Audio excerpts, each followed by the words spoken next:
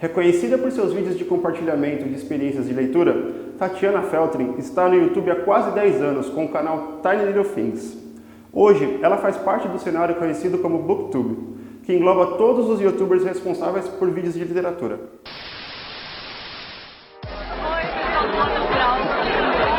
O importante de um ser humano ter é de olhar para o outro sem nenhum pré-julgamento. Lá cultural, tudo bem? Eu sou a Camila Morgado, as pessoas estão chiando, estavam lá se chamando de Xande.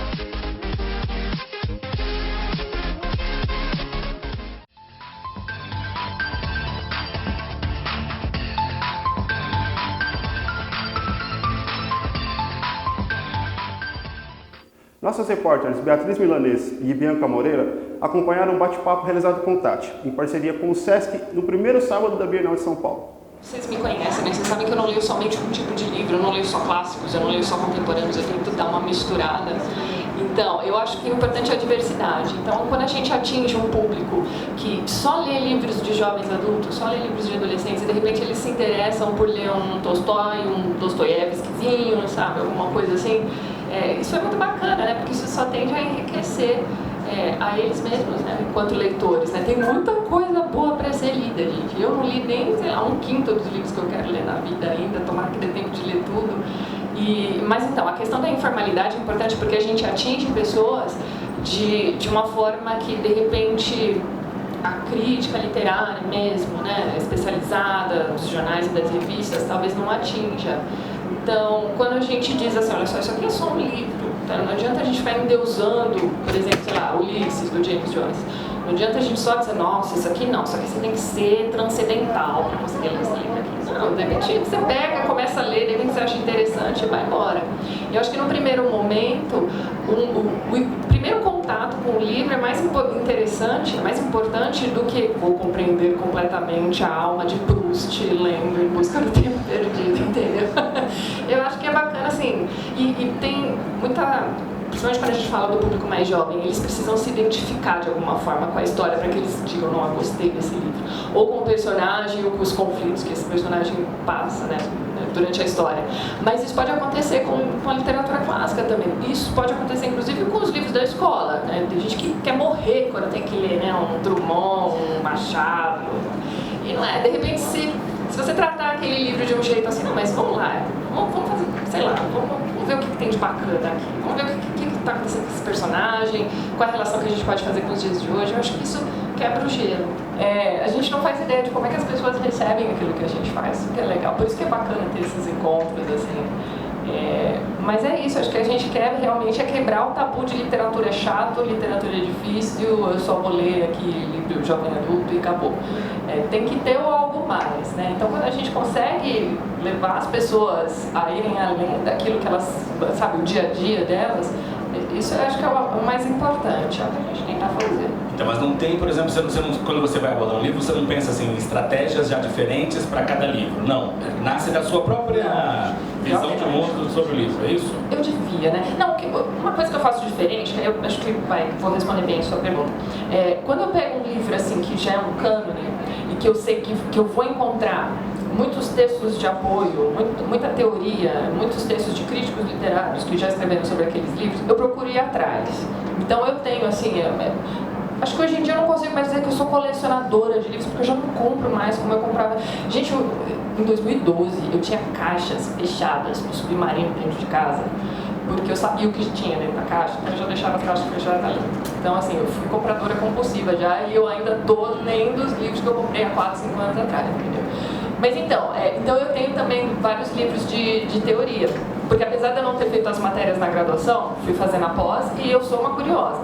Então, por exemplo, quando eu leio deixa eu pegar um exemplo agora, quando eu leio a gente fala do Homero, né? Quando eu leio a Odisseia, eu sei que dentro daqueles meus livros eu vou encontrar vários textos sobre. Então eu busco esses apoios e eu mostro pro pessoal, porque de repente assim, você precisa ler esse livro, sei lá, o Cândido, o Otimismo.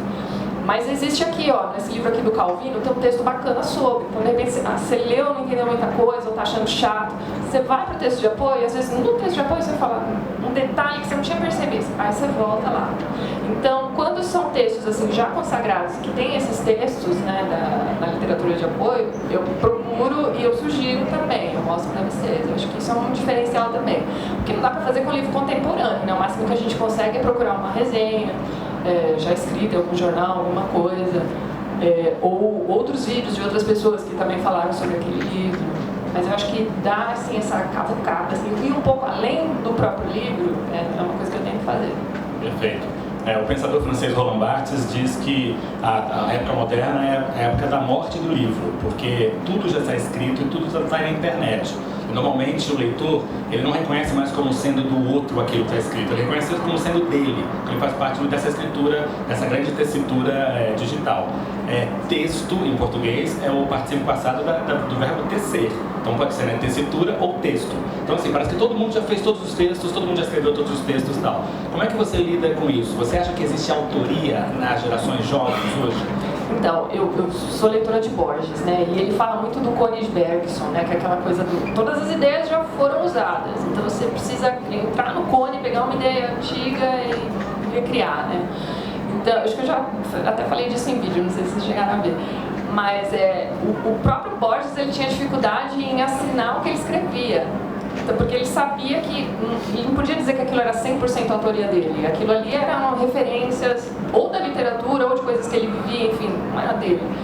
E, então, eu tenho esse lado de gostar muito de Borges e de entender isso. Mas, ao mesmo tempo, às vezes a gente pega livros que são muito cópias de coisas que a gente, quer dizer, que eu já li, mas eu não sei se o público já leu. Então eu vejo as pessoas exaltarem muito um determinado livro, que quando eu pego para ler, eu falo, cara, mas isso aqui é igualzinho um livro de 30 anos atrás, mas é um livro que já não é mais reeditado, então dificilmente as pessoas vão conhecer.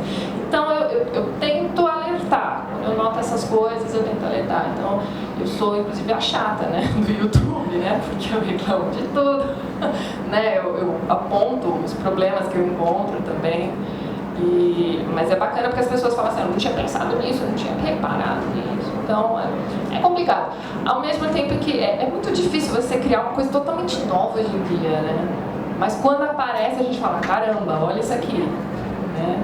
Quem são os autores assim recentes que você descobriu e por quem você está um pouco apaixonado? Assim? É possível citar alguns? Então, eu acho que o último que eu li, assim, que era totalmente fora da curva, né, das coisas que eu já tinha lido, mas já morreu, já não é tão novo. É o do Inversão Wallace. É o rapaz que escreveu o Infinite Jest, né, o Graça Infinita. Sim. É um livro que não parece com nada que você já tinha lido antes, entendeu? Então mas quando eu trabalho também lendo livros de autores independentes, então eles me mandam os manuscritos, eles me mandam os livros que eles escreveram independentemente, né? Me contratam, né? Para fazer a leitura, fazer a divulgação. E assim, eu não consigo ver nada de muito novo, mas na maioria das vezes eu vejo coisas muito boas ali, recriações ou outras formas de olhar para determinados assuntos. Então, tem muita gente boa, basta a gente ter um pouquinho de boa vontade. Depois da palestra, conseguimos alguns minutos exclusivos com a Tati para sabermos, além de como ela enxerga a Bienal, o que ela pensa sobre a atual relação entre jovens e literatura. Ela ainda deu algumas dicas para quem está começando agora a se aventurar no universo dos livros. Roda o vídeo aí. Falando um pouquinho sobre a Bienal, gente, tem muita coisa acontecendo aqui. Então acho que a primeira coisa, antes de você decidir vir para a Bienal, é dar uma olhada no site, na programação. Tem muita coisa bacana acontecendo. Então não são só os grandes lançamentos que são divulgados, que é bacana. De repente, assim, você é fã de alguém, você quer vir prestigiar, lógico, né? Mas saiba que tem muita coisa rolando aqui. Então, a Bienal abre, se não me engano, às 10 da manhã, fecha às 10 da noite, tem muita coisa acontecendo. Não percam a programação, tem muita coisa bacana mesmo. Os stands, com relação aos stands, infelizmente, né, continua a mesma coisa, gente. Os preços estão exorbitantes, eles não fazem promoção. Stand que tinha prometido desconto para professores, chega na hora, eles não sabem nem do que você está falando, quando você fala que é professor. Então, é complicado. O pessoal diz que no último fim de semana, geralmente é quando as promoções acontecem. Infelizmente, eu nunca vi isso acontecer, então, né, pode ser que sim, pode ser que não. Aí é melhor vocês perguntarem para alguém que já participou, assim, dos últimos dias, para dizer com certeza. A gente tem muitos youtubers lançando livros ultimamente, e E, enfim, é aquilo, né, gente? É o que está em voga, é o que está sendo vendido, é o que está dando dinheiro. Então, é uma onda aí pela qual a gente está passando. Mas, assim, você sabe que tem muita coisa além disso sendo lançada também. Então, de repente, você acaba comprando um livro de youtuber que você gosta muito, mais para prestigiar do que pelo livro em si. E, pelo menos, os livros de youtubers com os quais eu entrei em contato, os que eu li, eles não são assim o que a gente pode chamar de literatura per se mesmo, né? Então é complicado. Eu fiquei decepcionada porque eu esperei realmente para ler livros de youtubers de quem eu realmente era fã. Com relação à literatura de massa, eu tenho assim uma opinião não muito bem formada sobre isso, porque ao mesmo tempo que eu acho que é bacana você ler qualquer coisa, porque pelo menos você está lendo, tem a questão da qualidade também. Então tem muito livro aí, né, que cabe no qualquer coisa, cuja qualidade é meio duvidosa. Então eu não sei até que ponto você começar lendo livros de qualidade duvidosa vai te ajudar a seguir assim, uma vida de leitor, não vou dizer mais séria, mas mais assim, com mais variedade, enfim, evoluir, né? Não sei, eu tenho sérias dúvidas com relação a isso. Tomara que isso seja certo, né? Eu sempre dou o mesmo exemplo, né? O pessoal que começou lendo Crepúsculo, de repente estava lendo lá O Morro dos Ventos Vivantes, porque a menina fala sobre esse livro durante o livro, né? Então, enfim, pode acontecer e pode não acontecer também. Eu não escolho as minhas leituras de acordo com o autor. Eu sou uma leitora de livros e uma leitora de ideias. Então eu não acho que essas, como é que eu vou dizer, que essas iniciativas, né, que te dizem que você precisa ler mais determinado gênero ou determinado grupo de minoria, entendeu? Eu acho que você tem que ler aquilo que você tem vontade de ler. E não é nem...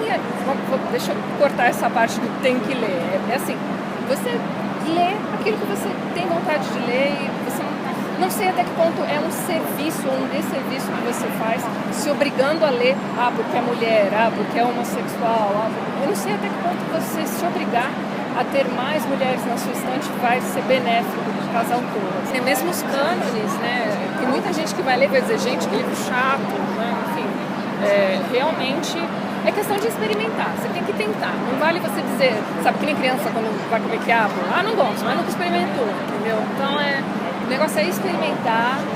De repente a gente vê muita gente dando opinião sem conhecer. Então, por exemplo, eu quando eu realmente sentei para dar minha opinião sobre os livros de youtubers, eu li os livros, eu conversei com vocês sobre. Acho que isso que é bacana, experimentar. E, enfim, não usar assim imperativos, leia tal coisa, faça tal coisa. Eu acho assim, deixem aberto, a pessoa vai descobrir se é legal, se não é.